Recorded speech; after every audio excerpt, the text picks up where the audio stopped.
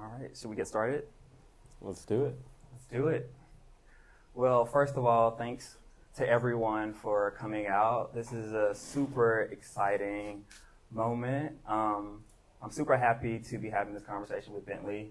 He's like one of the easiest people to talk to, and has been super supportive of my art career since we've met. And I just want to give a special thanks to the Hudson River Museum team. You guys have been a joy to work with and putting this all together, and I'm so excited to be surrounded by friends. And I see some new friends in the room too, so hello. Nice to meet you. So how the conversation will flow, we're obviously going to engage in some really beautiful discourse, but we also have this visual component that I think will help guide the conversation as well. And you guys have seen this image, right? Mm-hmm. A great day in hip hop. For sure. So this image was taken by the legendary photographer Gordon Parks in, I believe it was 1998, yep. And it was inspired by an image by Art Kane in 1958, which was A Great Day in Harlem, which featured several jazz musicians of the time and really kind of honoring the progress of that genre. So to do the same for hip hop, I think it was over 170 artists, musicians, producers, directors, people who are a part of hip hop culture, at large. And I think as I was ruminating about how to approach this visual presentation, I realized that hip hop is all of that. It's not just the musicians alone, but it's also the industry that supports it and a lot of the brilliant minds that really, they're pursuing their wildest dreams through storytelling with these artists. So I just wanted to give homage to this image before we kick it off. And there's so many ways to approach a conversation about hip hop.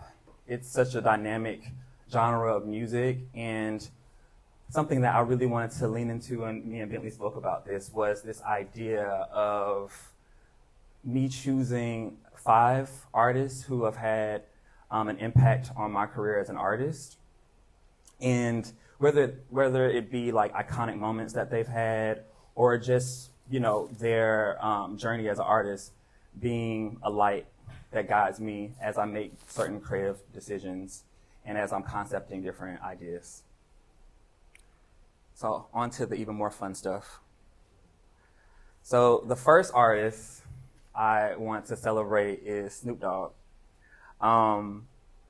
Anybody who knows me, you see me right through this image. It's like literally one of my favorite images of all time. It's from the Face magazine, which was shot in 1994 by Jean-Baptiste Mondino. I actually bought this magazine on eBay, so it's on the way to my house, which I'm really excited about, because as I was doing the research, I was like, wow, I really want to have this physically, because I've always loved this image the moment that I've seen it many years ago. And this was Snoop Dogg. I think he debuted in 1993, so this was pretty early in his career, and I think it's just so artful and soft and tender, and it's just a beautiful expression that he is conveying through this image. And we have spreads. And I absolutely love the graphic design treatments from the 90s, as well as the photography, of course. And Bentley, feel free to jump in too, because I know you love these as well. And I love that Snoop Dogg's wearing a Southern University sweatshirt. I went to Historically Black College in Alabama, Tuskegee University, so it's always great to see HBCUs in the forefront. And I just really love these images of him. They're so artistic, and definitely serve as like an inspiration to me as I image make.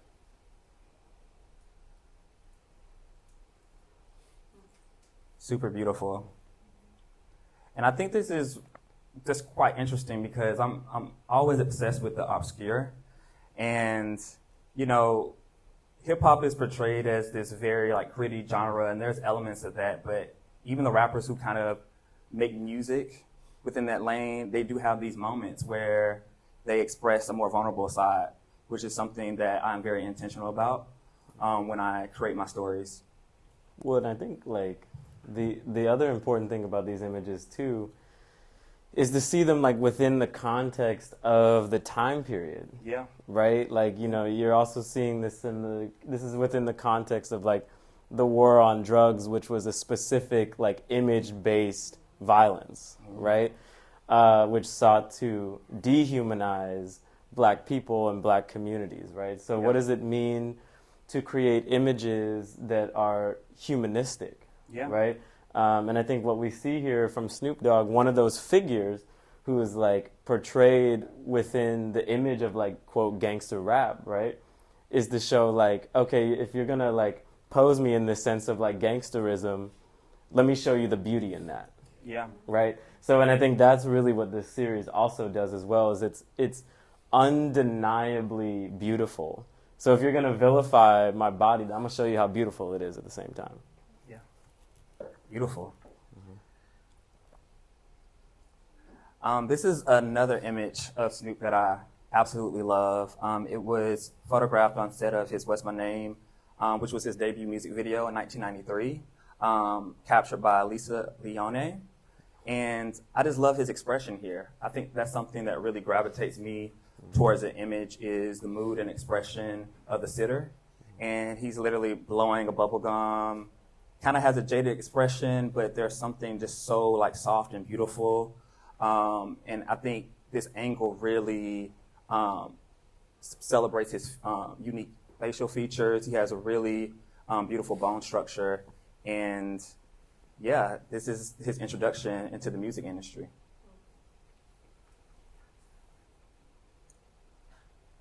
All right, I didn't want to start with Tupac, but like he's like probably like one of the best photographed individuals of all time. Would you agree? Definitely. Definitely. So this is actually an image that was taken in Atlanta, Georgia. I know Fred will love that. Fred's from Atlanta. By Chi Modu, rest in peace. He was a brilliant photographer, and he had a really beautiful relationship with Tupac. And if you research his images, you'll see a lot of... Have some visitors. Hello. Bring the fashion to the museum. But he has an amazing collection of intimate photographs, rare photographs of Tupac. So definitely research that.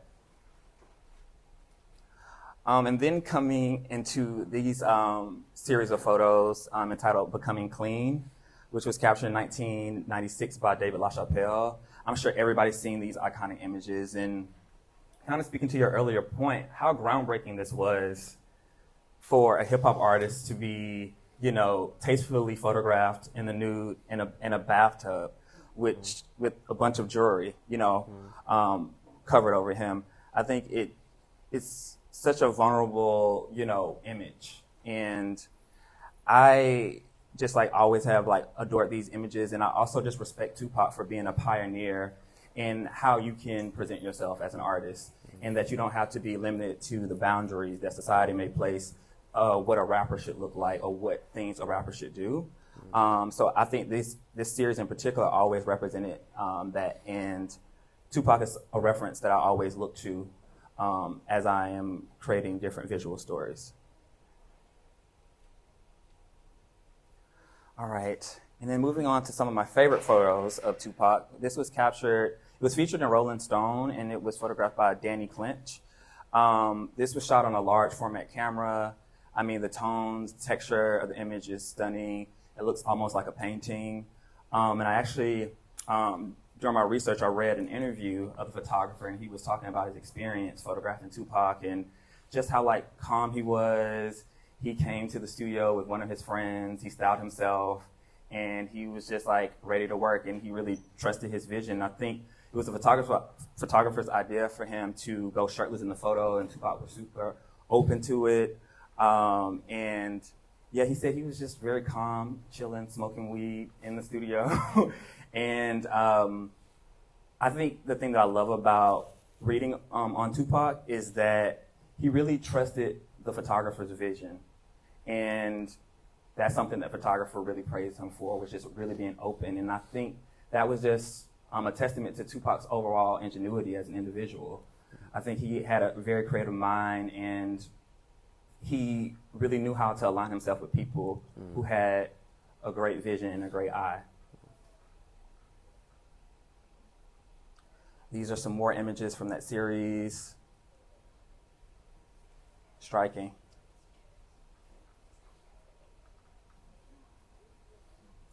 This is also from that series as well. I love this image also. It's just like such an intimate moment. And I think it's just like you see the integrity in this photo. Staring right, into the lens. Well, I think too, like, as we're kind of looking through these images, I think one thing especially of Tupac, is one thing to think about is like the complexity of what Black liberation meant for him. Yeah. Right? Like, especially thinking about his mother, Afeni Shakur, right? Coming from that background of Black liberatory politics, right? Taking it into the space of like LA gang space, what have you. Mm-hmm. Also thinking about it, hip hop, fashion, all of these different areas through which like to liberate ourselves. Yeah. Right? I think that's what a part of what comes across in these images is the photograph as a liberatory space, right? In particular for Black people, right? I mean, you think about the example of somebody like Frederick Douglass, who in the 19th century was the most photographed person, yeah, right? Yeah. And he has a speech that talks about like the photograph as this like space of the practice of freedom, yep. Right? So I think one thing that we see in these images is certainly on the end of Tupac, the practice of freedom, right?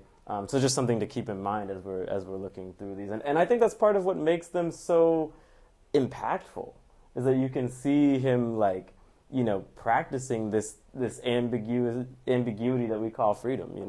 Yeah, absolutely. Mm-hmm. All right. So this is these are rare images, by the way.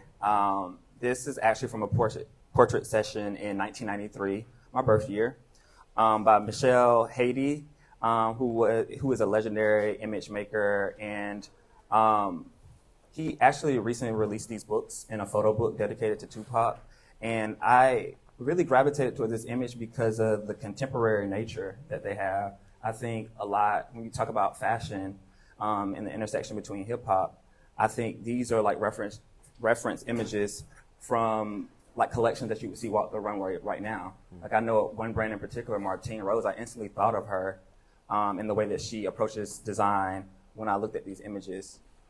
And I think it's just so beautiful to see kind of how ahead of the time that he was, and how they can continue serving as reference points to this day, and they will continue to be.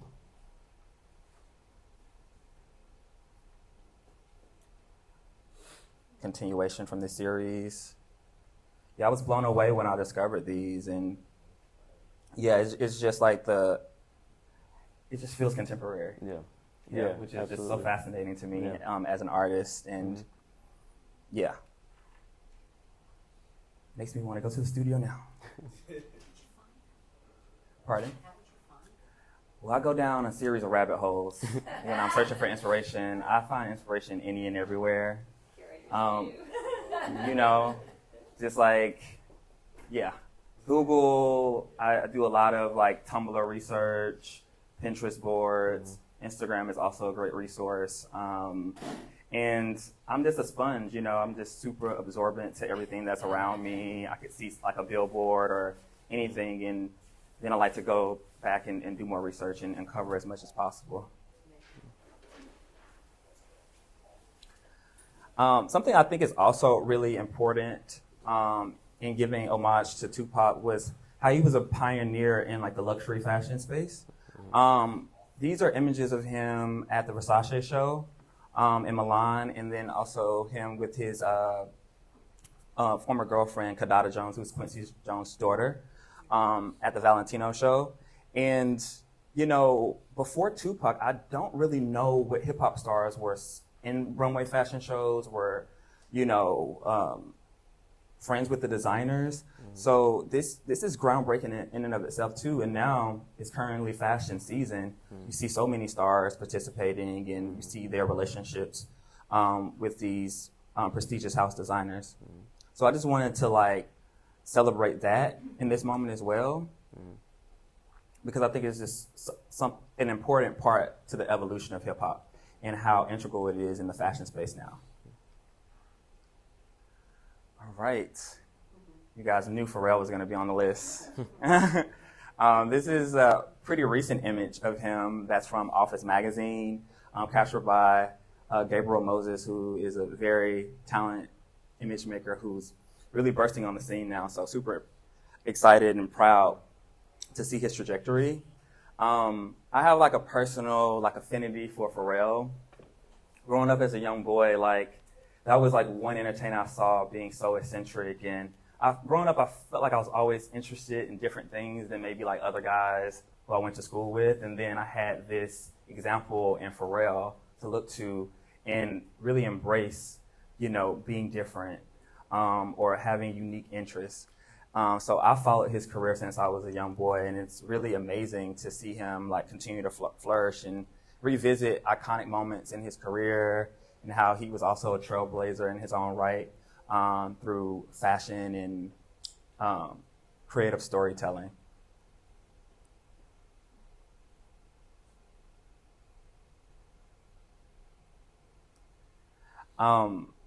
There's also something I love about the way that Pharrell is photographed. There's always a certain warmth to the images that you see him in, and that brings me a lot of joy. And I think when we look at the work in Black Boy Fly, that's something that I'm quite intentional about.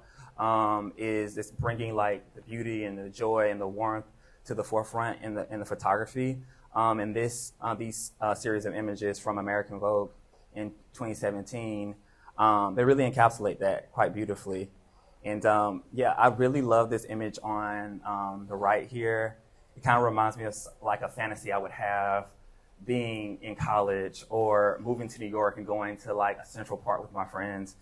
So it has this relatability aspect that I also really love as well. And I think it's just a testament, him being on the cover of American Vogue kind of in a way shows, you know, how long he has, you know, been influential in the fashion space, and how he is really a role model to so many individuals.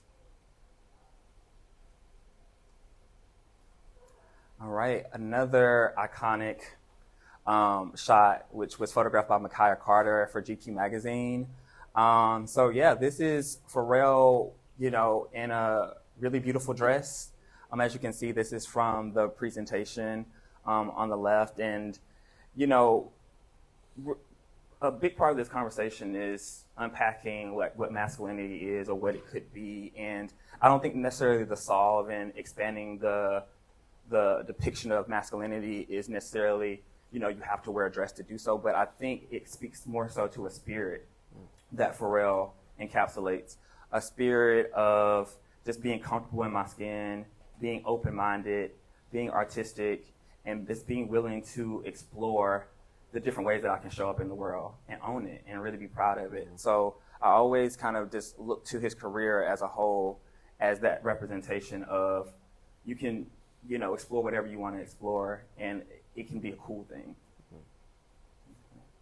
Yeah, well, and I guess that does lead me to like one question that I think is so pertinent to your series, Black Boy Fly, right? Mm-hmm. Is this aspect of exploration and showing up in the world. Yep. So how do you see that as being part of that series and maybe your practice in a wider sense? Okay. You mean just exploring Black masculinity as a whole? Yeah, well, and I think you create these spaces that are exploratory. Yeah. You know, like where the sitter seems like they're almost like exploring space. So can you speak a little to that? Yeah, 100%. Well, I think a big part of my work, especially with Black Boy Fly, really involves like challenging a lot of the constructs that people are taught about masculinity. And I think growing up, it was like embedded in my mind that, okay, men are supposed to be a certain way, that you have a very rigid box that you can operate in. And for me personally, that brought a lot of strife into my life. It brought a lot of confusion, and I'm sure so many black men specifically can relate to this. I feel like any black man you meet has a story where it was a moment they were told that they did something and then in the same breath told that they shouldn't do it because of who they are. And I really wanted to challenge that, and I think a big part of Black Boy Fly is reclaiming that joy that is often stripped away from us at a very young age. So understanding that we can show up in any way that we want to, and that's what defines masculinity, is being comfortable in your skin. And I don't know if one person can really define what masculinity is. It's a spectrum. We're talking about humanity here. So people are obviously going to show up in different ways, and I think it's more important to shift the focus on embracing people for their differences and how they choose to show up versus putting these views that are placed on them through the white gaze, and expecting them to get in line. So I think largely I'm very, very intentional about that. And I think Black Boy Fly is this exploration that, allows me to build the world that I wish that I lived in. I think art for a lot of people serves as a form of escapism. Yeah. And, when things don't exist a certain way, you create it in your mind. And, that's what helps, a lot of us push through life with all of its obstacles, with all of the traumas, that people get to endure. Art can be a sense of salvation. And I'm just really, really grateful to have been, given that vision to explore this body of work, celebrating who I am as an individual and my brothers as well. Well, and I think it's so important too because the image is one of those places where an immense amount of strictures have been placed upon black men, right? It's all about our image, right, at the end of the day. And that carries generationally, right? So to create these spaces and from these sites of inspiration that you've shown, it's creating these areas where you can be who you are and also explore what that means, right?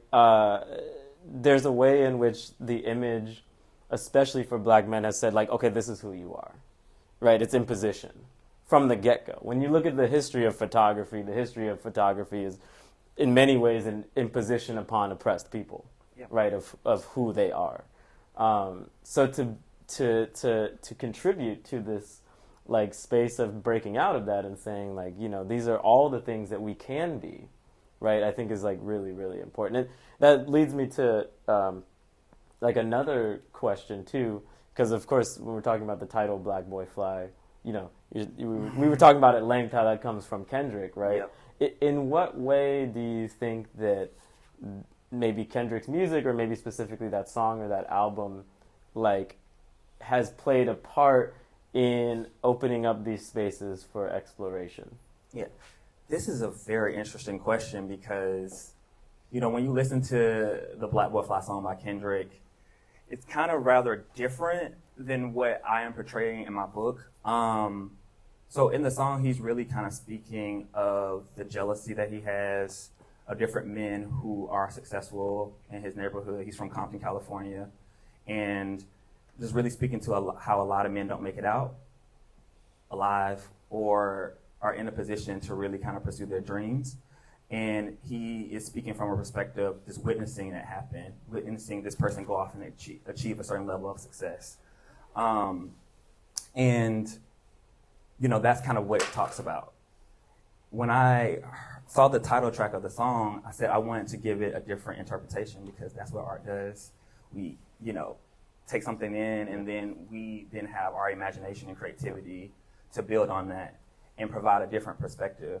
And for me, Black Boy Fly really represents this duality, paying homage to the very unique aesthetic and essence of being a black man, and also providing this call to action to black men to be inspired, to acknowledge that we have a lot of obstacles that are put before us at birth. But amidst that, you can, achieve your wildest dreams and just continue to persevere, because that's something, resilience is a part of this black culture. So it's really to serve this affirmation and this reminder. And like I really wanted to like hold a mirror up to black men and say like, this is who we can be. And there's so many different other things. And this doesn't even cover the have, but in a sense, just be an example that we can be many things. Maybe we should show some of the images from the series. Yeah. I have a few more that I can flip through of different artists that you'll probably all love to see. How are we doing on time? 5. Okay. Okay. So we're going to move through these quickly. We love Tyler, the Creator. Sonia Rice. Speaking of Kendrick. Yeah, maybe we pause on this for a second in the second slide. Okay. Because I know one thing that we talked about was the ability and part of the inspiration, right, for the series, is the way in which Kendrick maybe creates these like spaces of what I might call like effective proximity, or like essentially when you put two things that feel very, very different together, right? But it creates something that's greater than the sum of the whole. So can you talk a bit about how maybe Kendrick's, not necessarily like his own fashion, but his videos maybe played a role in like inspiring your work? Yeah, absolutely. I mean, something that I'm really coming into is filmmaking. And Kendrick is an artist I always look forward to seeing when he has a new project out. And Joseph, my good friend and roommate, is here. And I know whenever a Kendrick video drops, like we're always running to the living room to watch it. I think he has that type of effect. And I think that's really brilliant for an artist to move people in a way where you establish a history for yourself of producing really iconic, inspirational visuals. But I think Kendrick's references are amazing. I think the team of creative collaborators he has around him are all brilliant. And I feel like he just really does a beautiful job just challenging the norm and just creating this really beautiful cinematic experience that complements his music.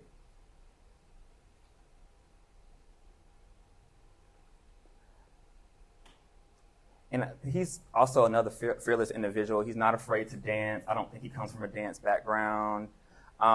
He's not afraid to just do out-of-the-box ideas in his music video. But there's always a message. And something really quickly I'll touch on is his live performances. I think he really approaches his performances as an art. And these are some stills from just different moments. Like, you know, in honor of Virgil, he performed at the Louis Vuitton runway show. I mean, he always has brilliant, like, sets for his tours. And I think some of his SNL videos are some of, like, his best live performances. They're really intimate, but also artistic. And I think he just steps into, like, a different character each time he's on the stage. And that's something I really appreciate about musicians. This is his Super Bowl performance. This is him at a music festival, Henry Taylor drapings. And I actually saw him at Governor's Ball live. And yeah, it blew my mind away. He's such a brilliant performer, and I'm definitely excited to continue to see what he'll do in the future.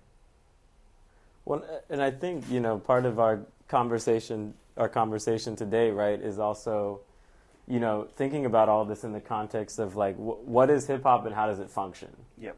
Right. And you know that there's no one singular definition for hip hop, but I think one central aspect of its practice from the get-go was reclaiming space, right, and creating space for the practice of freedom again. And I think when we look at like the videos that you just showed of Kendrick, right, he's reclaiming all of the space around him and showing us that like this is the most avant-garde that we can get. Yeah. You know, like when we talk about the American avant-garde, like that's it, right? So I think like to use that as and to have that as a jumping off point, I think has been incredibly influential for so many people today. And like as we've sort of showed this beginning like kind of trajectory of images, you can see that like hip hop has allowed for that space to open up into where we are now, which is just a really fervent space of exploration. Yeah. Absolutely. All right. Now jumping into a few images from Black Will Fly. Hey, Nick. All right. So for this portion, I just kind of mixed up a series of images that I really loved. Not all of these images are actually from the book, but they are tied to the project in some way, are also just a representation of how Black Boy Fly really built my identity as an artist, and I still kind of operate in that space as I create new stories. There's also a bit of mystique to my work that I really love to portray. I think a lot of the images feel relatable, but they also don't feel real sometimes. Like, it kind of feels like, what is this fantasy world that we're existing in? But that also feels familiar. So I love that juxtaposition. And these are some really great images that are like near and dear to my heart. The image on the right is my nephew, Levi. I had an opportunity to photograph him in 2018 for Black Boy Fly. And I think it's really beautiful to pair these images together because, as you can see on the left image, the cummerbund says, "See us down." And I think a big reason why Black Boy Fly is so important is that there's a younger generation coming up behind us that needs guidance, and they need to like understand what their possibilities can be and how they show up as a Black man. So I think pairing that phrase "see us now" with showing my nephew locked into this really, intense pose really kind of speaks to like how this art can touch future generations. And also, have you ever seen Black men playing basketball with glitter on their bodies? So I think similar to what you were saying about Kendrick, that's something that I'm really proud to portray in my work as well, is kind of just mixing these elements that historically don't go together. I mean, I don't know if there's a day on earth that you would walk down a basketball court and see this. So it's really kind of just showing that you can bring different parts of yourself to any type of space.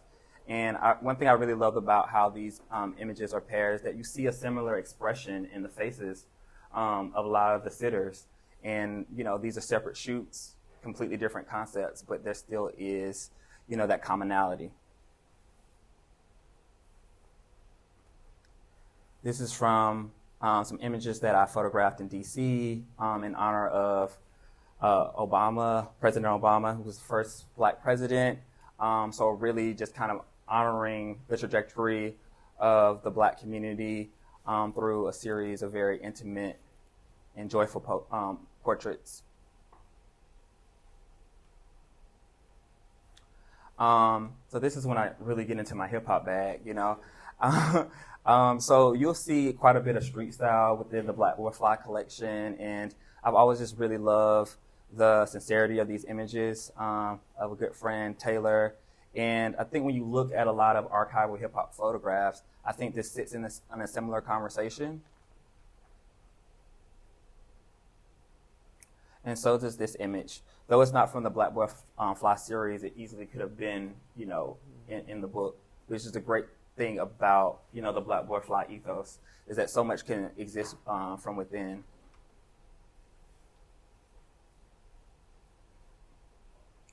And this kind of speaks back to similar expression, different, photo session, which I really love. So this image on the left is from a series in Black Boy Fly, and this image on the right comes from a series featuring a really influential artist, Sean Brown. He does a lot of work centered around preserving of Black media and archives.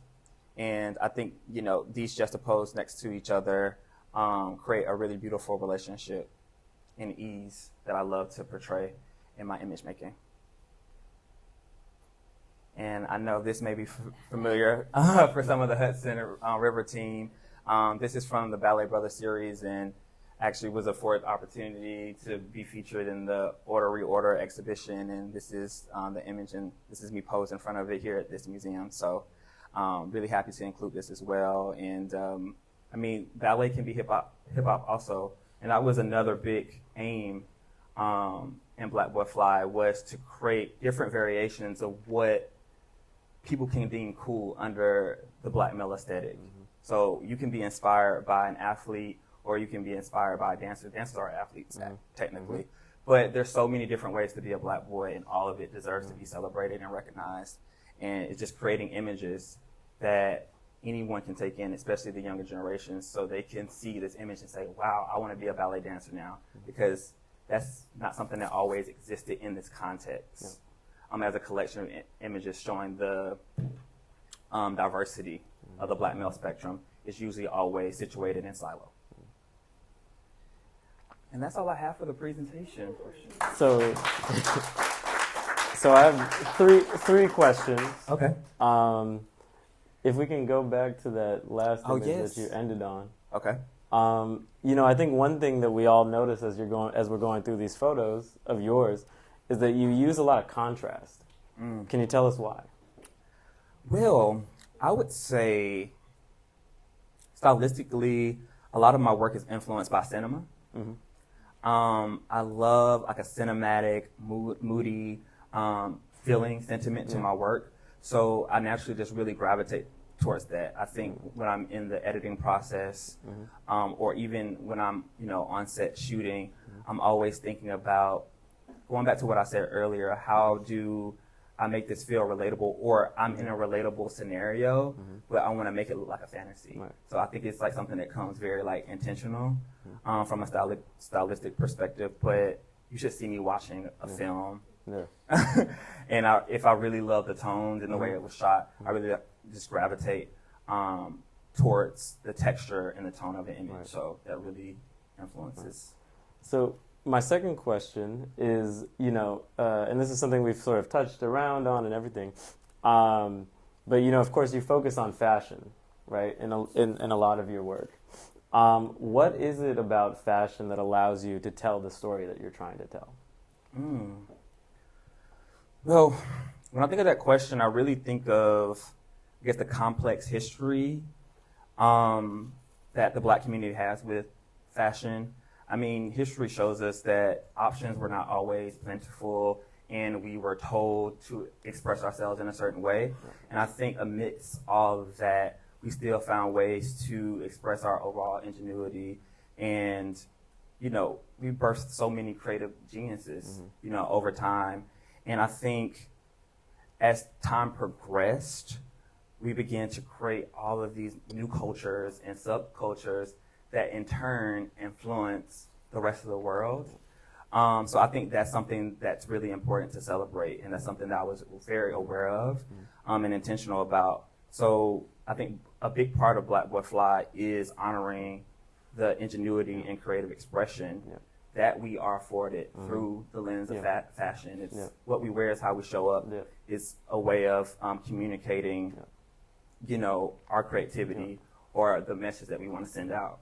Well, and that's such a good point, too, because, one thing we talk about all the time is, like, how, black music is the first American music, right? But do we ever talk about that with fashion, right? That black fashion is really, in many ways, the first American fashion that's not a derivative of Europe, So I think that's something that's such a good point. And then my last question, and I think people can agree, as we're looking through these photos, right? They almost don't feel like still moments, right? They really feel like a moment, right? They feel alive, right? So I think one thing we were talking about, right, is how we as the audience view the still moment, right? I think still is a good word because they almost feel like film, right? Yeah.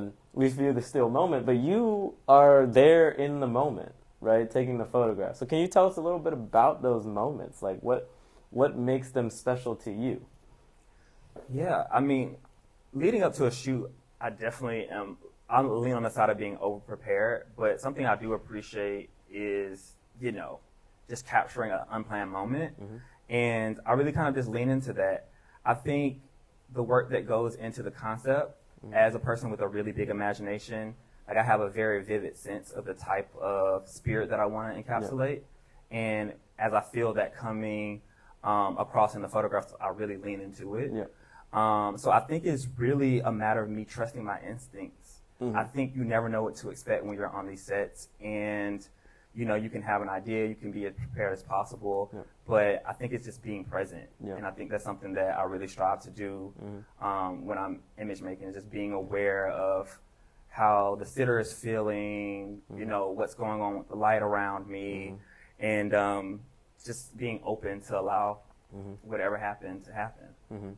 Because there's an image, if you go back a couple, let's see, not that one, right, maybe one before, one more, maybe, one more, sorry. So I go to Yeah, the that first one, there we go. So yeah, the image on stage right, to me really feels like it's not a photograph. It feels like I can almost hear this person like laughing, So to me, one thing that just strikes me so much about your work is for you to be able to capture the living spirit, right?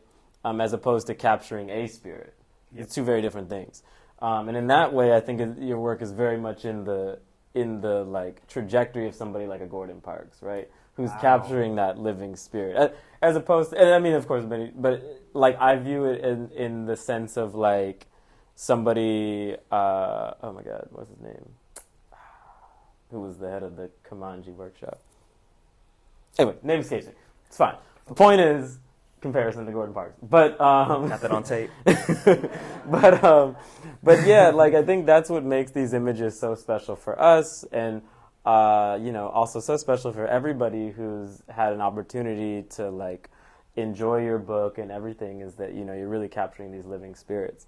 And maybe one last question in terms of your curation of the book, like what was your intentionality behind that? Were you really intimately thinking about each juxtaposition you were making? Yeah, tell us a tiny bit about that. So the book designer is actually in the audience today. Fred, give us a wave. I partner really closely with Fred. As I mentioned earlier, like I'm super absorbent to the environment around me. Like I can be inspired by any and everything. So I think the research part is just understanding what different ways you can approach graphic design. There were a couple of projects that I saw. Frank Ocean's Boys Don't Cry completely like blew my mind and like changed the way that I saw the world visually. And I kind of said, I want to create something as robust as this, because I don't remember how many pages was in that book, but it's really thick. And I really wanted it to feel how I felt when I was on Tumblr in high school, and I would scroll for hours and never get bored. Right. So I definitely wanted it to be lengthy in that sense, where it kept the audience engaged. And yeah, I thought about that. I wanted it to be very diverse. I wanted it to be a lot of different graphic design elements that we explored. I wanted it to be lots of different colors, textures. And when you look through the book, you'll see it's different chapters that touch on different subject matter centered around the Black male experience. So I definitely wanted to have a diverse spectrum of conversation throughout the book. And the other thing I kind of gathered, like as you're going through the book, it also has the same kind of energy to it as like a lookbook, like in many ways, which I think is like really powerful, because we're going deeper than the lookbook. Yeah. So the lookbook very like commercialized. The sitter feels almost like an object, right, with the clothes. But it's like if we were to take that same influential element of style and then breathe the humanity into it, I think that's really what comes through in the body of work. Thank you, Bentley. Yeah, of course. So maybe this is a good time to turn it over to the audience for questions. Yeah. Thanks. Just because I worked with you on an exhibition, I thought I wanted to hear you say a little bit more about portraiture. Like the importance of like in like the big scheme of things is like who's making portraits and who's in portraits, but not just from the point of view of the artist, but also from the point of view of the person who's portrayed. How meaningful that is. Well, this boils down to a question of what do portraits do? This is a question for you. What do portraits do? Well, if somebody had to say what a portrait, how it functions, what would you say? Okay, nobody wants to answer. It's fine. Portraits say this person's important, right? Like when you have whether it's the portrait of, like, I don't know, Queen Elizabeth, or it's the portrait of your mom, that portrait functions in the sense of, like, this person's important for X, Y, and Z reason, right? And so the importance of these photographs is to say that an expansive, exploratory image of black men is important, right? Not just this sort of singular image. Also, you know, in terms of the artist, right, we're in a very, you know, unique moment where everybody can be, you know, the author of the story, right? You know, when you look at the history of photography and the history of photography of black men, there was a very limited amount of individuals, primarily white men, who were the author of the story, right? So I think for me, the importance of portraiture is A, we can say who's important, but B, we can also, it is the vehicle through which we tell the narrative, right, of history, of our stories, right? And whether they be like portraits that, you know, we can see here, or whether we're just like telling a story too, right? You know, portraiture is important for that reason, because it gives us an understanding of who is important. Yeah. Mm-hmm. And I think it makes you to be in a portrait. I would think it's also, I got a sense from looking at a lot of these portraits. Mm-hmm. It's that sense of ease you were talking about is also a sense that I am in these portraits. Yeah. You know what I mean? Like that comfort and that sense of ease. Well, it's agency too, right? Like the sitters, you know, you give your sitters so much agency, and you can feel that, you know, and that's also why they feel alive. Yeah. You know, I think it's that when you were talking about the living spirit, that's what makes them timeless. Mm-hmm. They really, you know, in terms of being, I don't know, in terms of being classic images with which to inspire the next generation, as you were saying, I think that is not limited to simply the next generation. Thank you. I think it's going to be generations coming up. Thank you so much. And also it gives the world a picture of who you are and where you stand and what you stand for. So it just lets people have an idea of, like, I'm Denise. It gives the world a view of Denise and where I fit in society. Amazing. I think Nick, you have a question? Yeah, I do have a question. He's projecting. I can project. Yeah. Thank you. Obviously, this book is bound. It's on the shelves. It's being sold. I just kind of want to get into your head, and hopefully all of us can. When did you know, or what was the feeling, like when you knew it was done? Like, this is finished. I know it's done. It's sealed. We're going to print. What did that one feel like, and how did you know it? Ooh.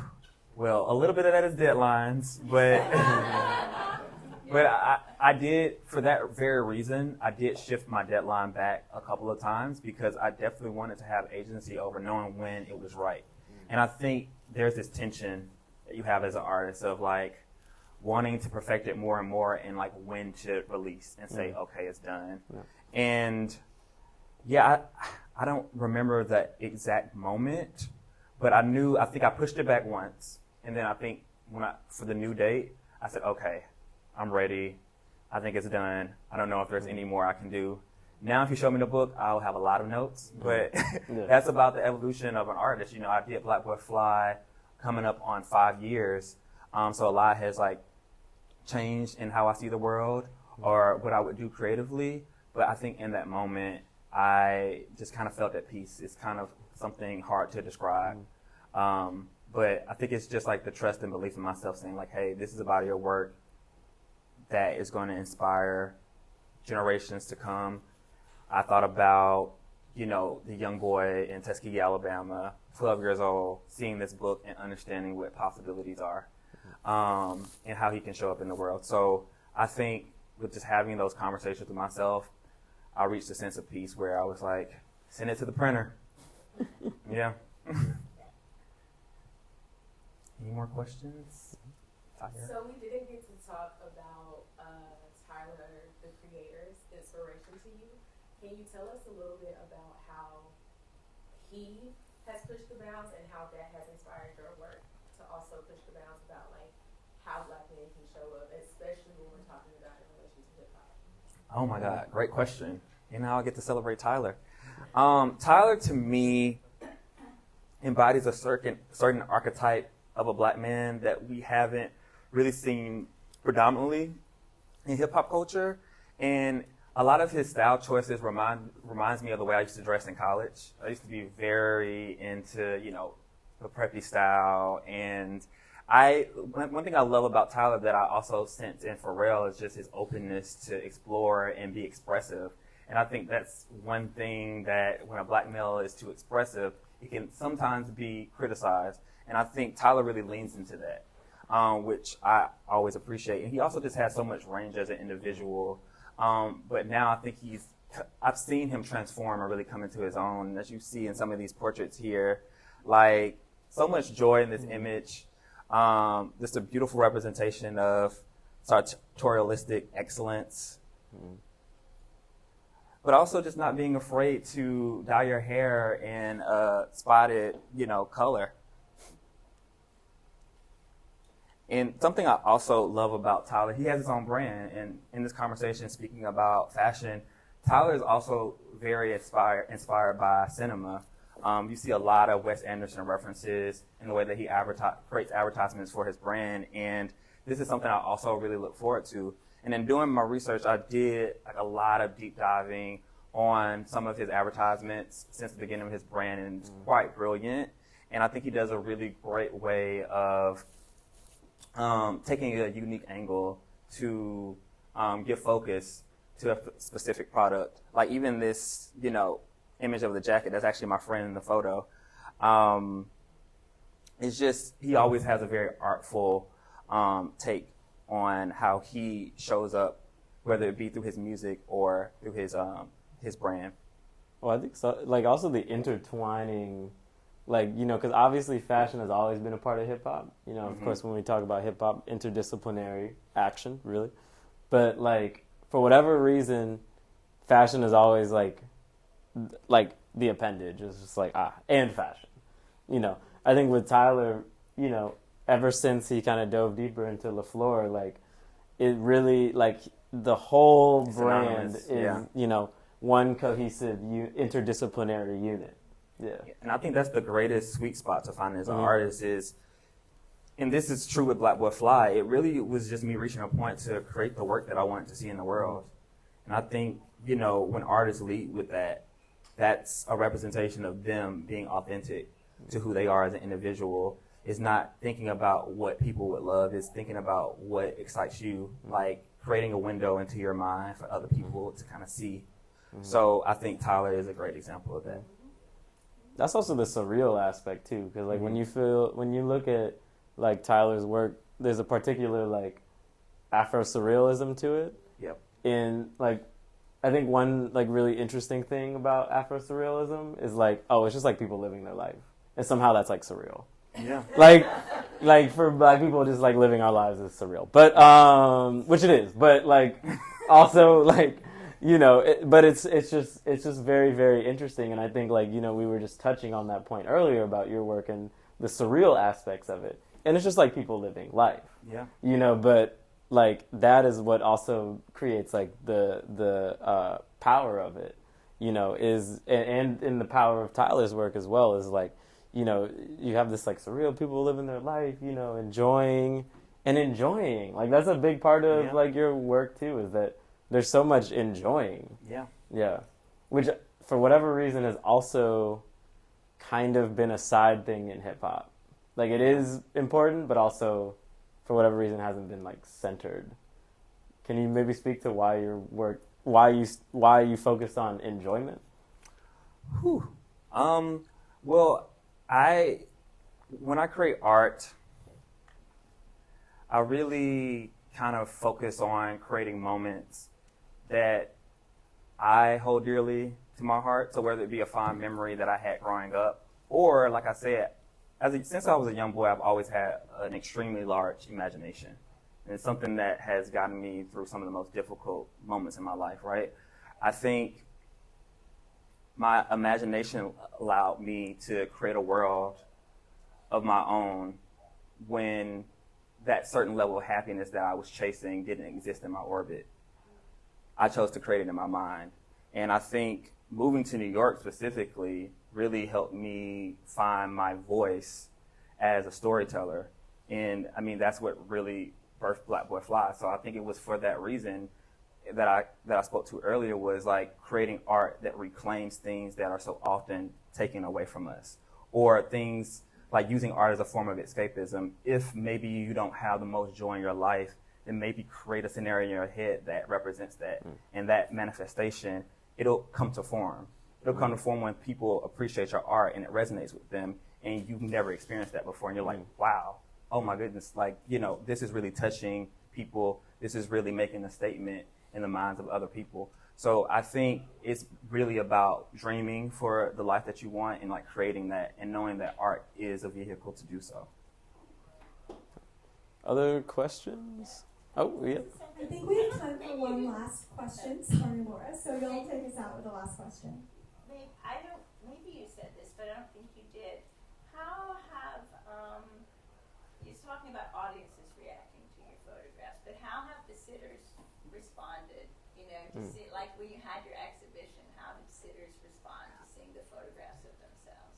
I mean, it's one of my favorite things. And that's another thing that I really loved about Black Boy Fly. It wasn't every day that you're probably getting an Instagram DM asking to be a part of a photo book that celebrates Black masculinity. So a lot of people are super honored to be a part of the project. I'll never forget, I had a show with Black Fashion Fair. They are a collective that does different storytelling featured around Black designers. And I did a show with them, and a couple of the gentlemen who were featured in the show, they all took portraits in front of their image. And just seeing the joy and the pride in that, it was just another reminder of like why we do this. You know, it extends beyond, like, it's like that duality between how it impacts you as an individual, but how it can change the trajectory of someone else's life. And they're immortalized, and they can show people who they love in their lives these photographs as long as they're here. Or these photos will always live on in the world. So, yeah. Awesome. Please join me in thanking our wonderful panelists.